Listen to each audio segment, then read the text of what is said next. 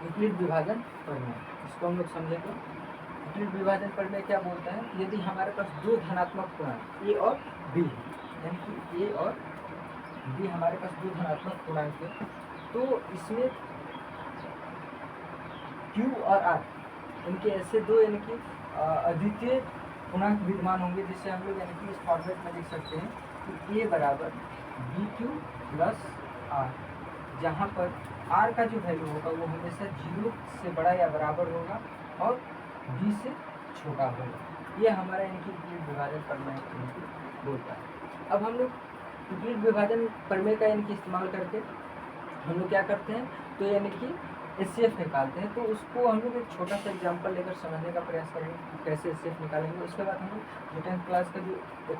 First exercise का 1.1 है, इसके प्रॉब्लम को भी हम लोग सॉल्व करेंगे। तो अब हम लोग करते हैं यानी कि कोई भी एक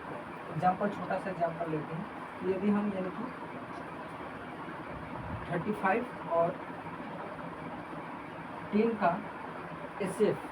निकालना चाहते हैं, तो यानी कि वो कैसे निकालेंगे। तो जो इसमें बड़ा होगा, जो बड़ा पूर्णांक है, धनात्मक पूर्णांक है, उसे हम लोग ए मान लेंगे, और जो छोटा उसे हम लोग यानी कि बी मान लेंगे। तो अगर हम विपरीत विभाजन प्रमेय में अगर देखते हैं, तो हमारे पास ये वाला जो फॉर्मूला है, इसमें ए है, बी है, क्यू है, आर है। तो यानी कि अभी हमें इसमें से दो क्वांटिटी जो है, यानी कि जो दो पूर्णांक है वो हमें पता चल चुका है, ए पता चल चुका है और बी पता चल चुका है, क्यू और आर हमको यानी कि पता करना है। तो अब हम लोग क्या करेंगे, इसको यानी कि उस फार्मूले में रखेंगे। तो ए का वैल्यू कितना है 35, तो 35 बराबर बी कितना है 10 इंटू क्यू प्लस आर, जहाँ जो आर होगा वो हमेशा 0 से बड़ा होगा या 0 के बराबर होगा, और बी से छोटा होगा। बी कितना है तो 30, यानी कि यहाँ पर कितना है तो 10 है, यानी कि यहाँ पर 10 है। यानी कि जो इस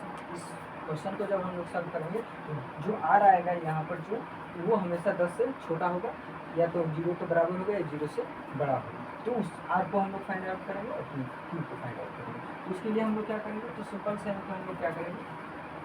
35 में 10 से डिवाइड कर देंगे। तो 35 को यानी कि 10 से भाग देंगे, तो 3 टाइम में वो यानी कि 3 मतलब वो 30 चला जाएगा, और हमारे पास जो शेषफल आएगा वो 5 बचेगा, और जो भागफल है वो 3 है होगा। तो जो भागफल है वो हमारा कुछ नहीं तो क्यू हो जाएगा, और जो हमारा शेषफल है वो कुछ नहीं आर हो जाएगा। तो इस चीज़ को यानी कि हम लोग क्यू की जगह पर यानी कि 3 पुट करेंगे, और आर की जगह पर हम लोग 5 पुट करेंगे। तो यानी कि 35 प्लस 10 इंटू 3 प्लस आर का जो वैल्यू है वो यानी कि 5 पुट करेंगे। ठीक है। अब अगेन हम लोग क्या करेंगे, जो हमारा बी है उसको यानी कि एन के रूप में लिखेंगे, और जो हमारा 5 है आर है उसे यानी कि हम लोग यानी कि बी के रूप में यानी कि लिखेंगे। तो 10 आएगा तो 10 यहाँ पर लिखेंगे, 5 यहाँ पर। अगेन हमारे पास क्यू और आर का वैल्यू यानी कि फाइंड आउट करना है, और इस प्रक्रिया को हम लोग तब तक ले जाएंगे, तब तक यानी कि जब तक यानी कि रिमाइंडर जो आर का वैल्यू 0 ना हो। जब आर का वैल्यू 0 हो जाएगा, तो जो यानी कि वहाँ पर बी का वैल्यू मिलेगा वो हमारा यानी कि एचसीएफ हो जाएगा। तो हम क्या करेंगे,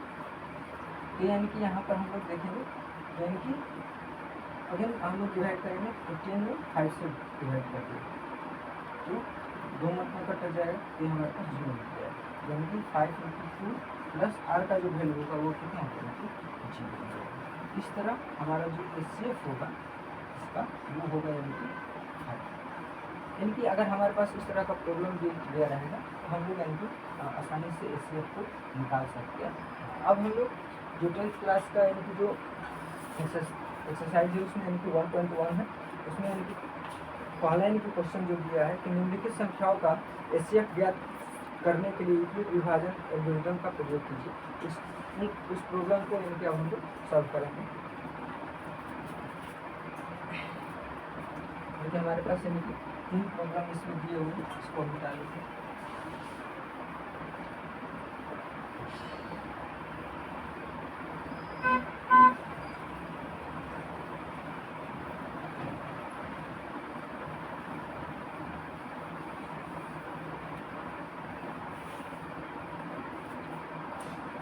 पहला जो प्रॉब्लम दिया है यानी कि एचसीएफ ही ज्ञात करना है। एक्सरसाइज जो है हमारे पास एक्सरसाइज 1.1 का पहला है, पहला का प्रॉब्लम हम देखेंगे जिसमें हमें एचसीएफ निकालना है और उसमें 3 प्रॉब्लम दिए 3 क्वेश्चन इसको लिख लेते हैं। पहला है 135 और 225। सेकेंड जो है वो है 196 और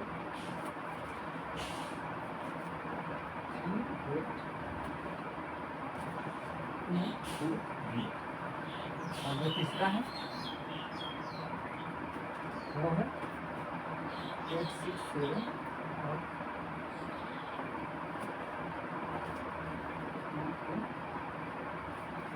225। इस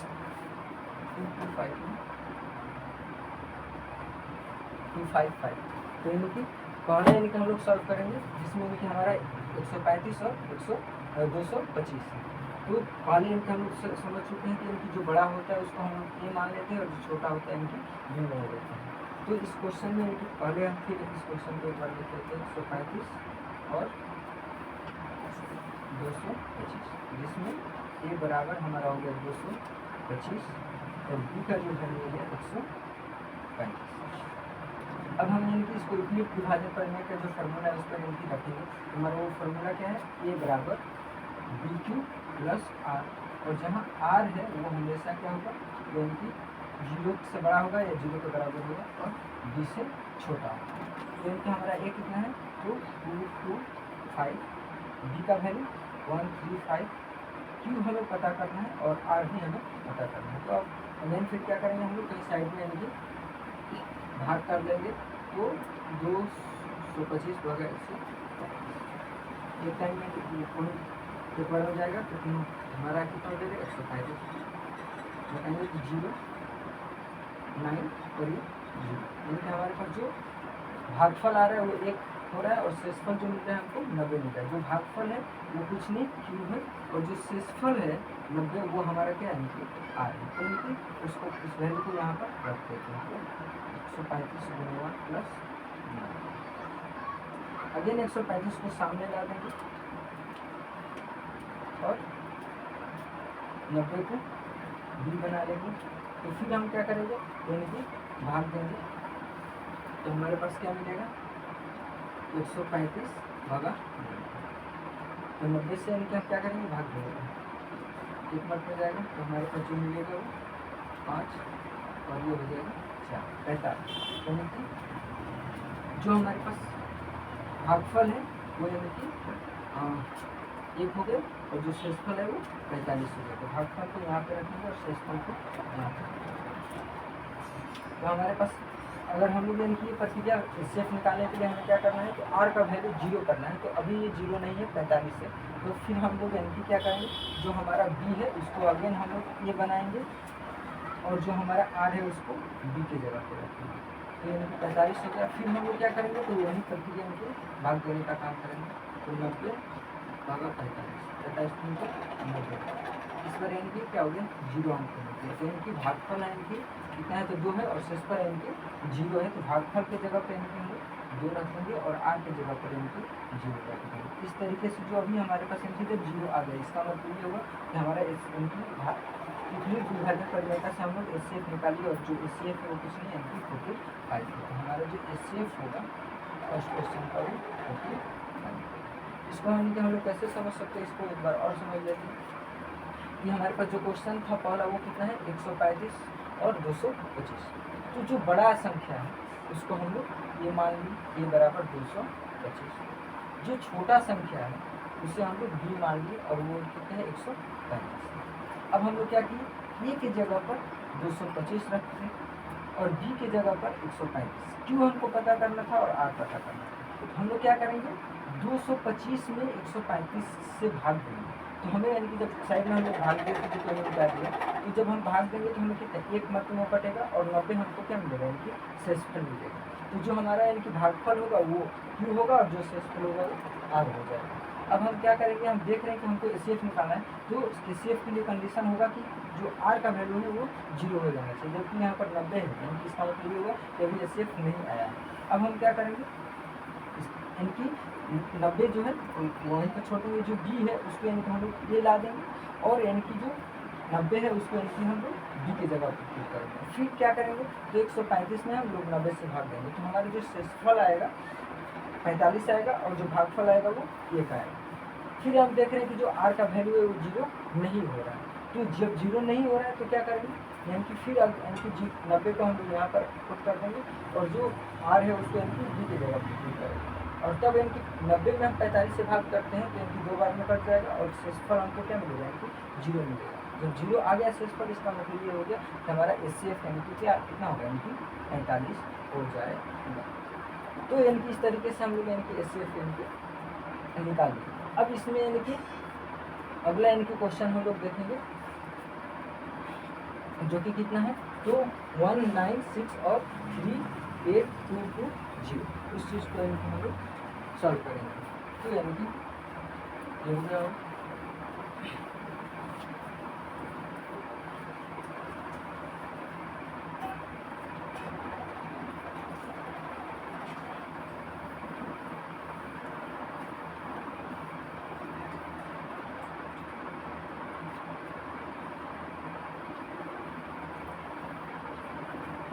दूसरा जो क्वेश्चन है, वाले क्वेश्चन को हम लोग हटा लेते हैं, जो कि हमने कर लिया है। थर्ड वाला क्वेश्चन को यहाँ पर रख लेते हैं, 6 7 5। तो हम लोग पहले सेकेंड क्वेश्चन को करेंगे, जो कि कितना है, यानी कि सेकेंड क्वेश्चन हमारे पास 196 और 38220। इसमें बड़ा कौन है, तो बड़ा है यानी कि हमारे पास 38220 है, तो इससे ये हम लोग ले लेंगे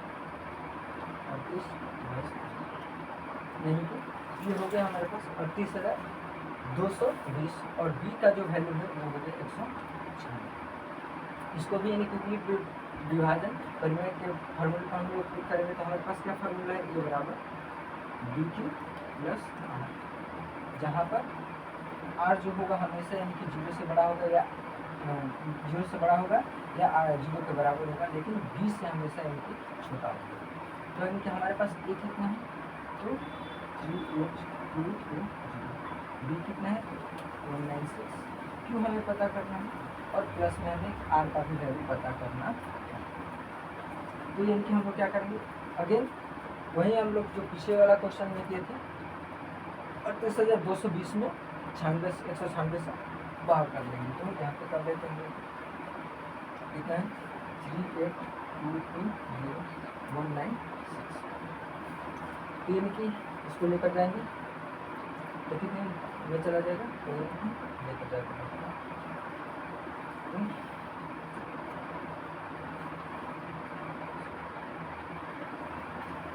यानी कि 1 टाइम में लेके जाते हैं, तो 196 कितना बचेगा 6 9 और 9 को मिल जाएगा,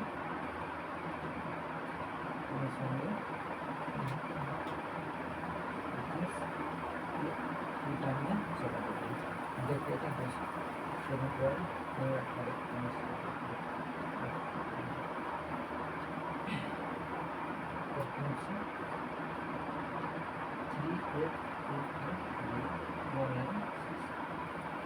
टाइम जाते हैं 196, 7 हो जाएगा, 17 में से 9 जाएगा, 8 हो जाएगा, वैल्यू 2 से होंगे, तो अगर हम ऊपर से निकाल लेंगे, तो अब कितना जाएगा, इसको लेकर जा सकते हैं, देखते हैं एक टाइम हो जाता है, इसको लेते हैं, ठीक है।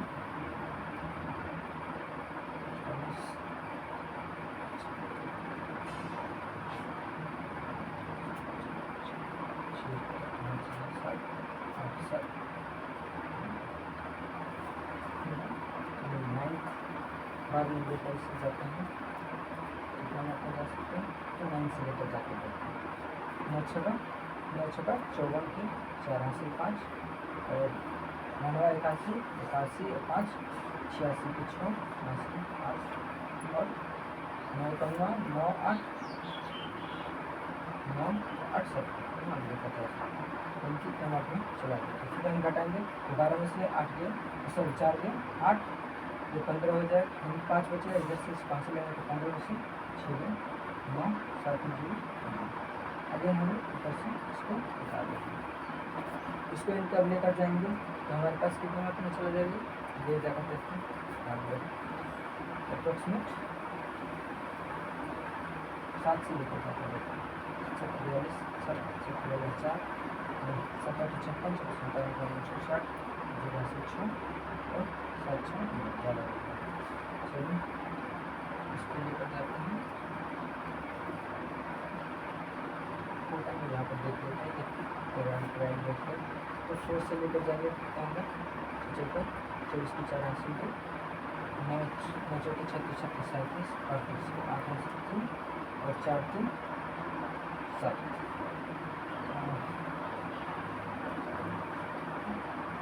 5 बार में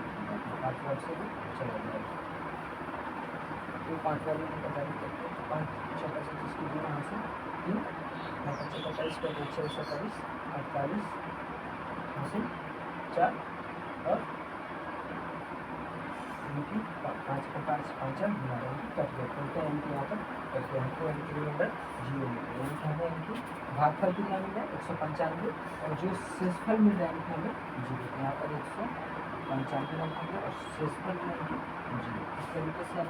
एक बार में ये करते हैं हमारे पास जो इनकी भाग यहाँ पर आर का वैल्यू 0 हो गया इसका मतलब इनके हमारा जो एचसीएफ होगा वो इनकी कितना हो जाएगा इनकी 196 हो जाए एचसीएफ जो हमारा हुआ 196 हो गया इनके हमारा दूसरा क्वेश्चन हमको देखने में बड़ा था लेकिन वो आसानी से कर अब हम लोग आते हैं थर्ड नंबर की तरफ जो हमारा तीसरा क्वेश्चन है वही कुछ इसमें नहीं किया गया जो बड़ा है उसको ए मान लिया जो छोटा है उसे बी मान लिया और इसे इनकी विभाजन करने पर हम लोग रखते हैं तो ए बराबर b plus r formula put किए ए के जगह पर 38,220 बी के जगह पर हम लोग 196 रखें और जब हम लोग इसको भाग दिए तो इनकी हमें भागफल 195 और शेषफल 0 मिलता है यानी एक बार में हमें 0 मिल जाएगा इसका मतलब ये होगा कि हमारा जो एचसीएफ होगा वो 196 है। अब हम लोग तीसरा इनकी बनाते हैं तीसरा इनकी हमारे पास क्या है तो तीसरा है क्वेश्चन जो है वो हमारे पास तीसरा है 8 6 7 और 2 5 5 यानी कि आप इसको हम लोग सॉल्व करेंगे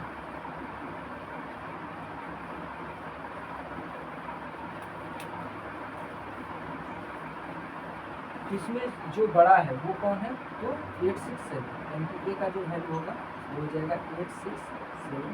बी का जो वैल्यू होगा वो हमारे पास होगा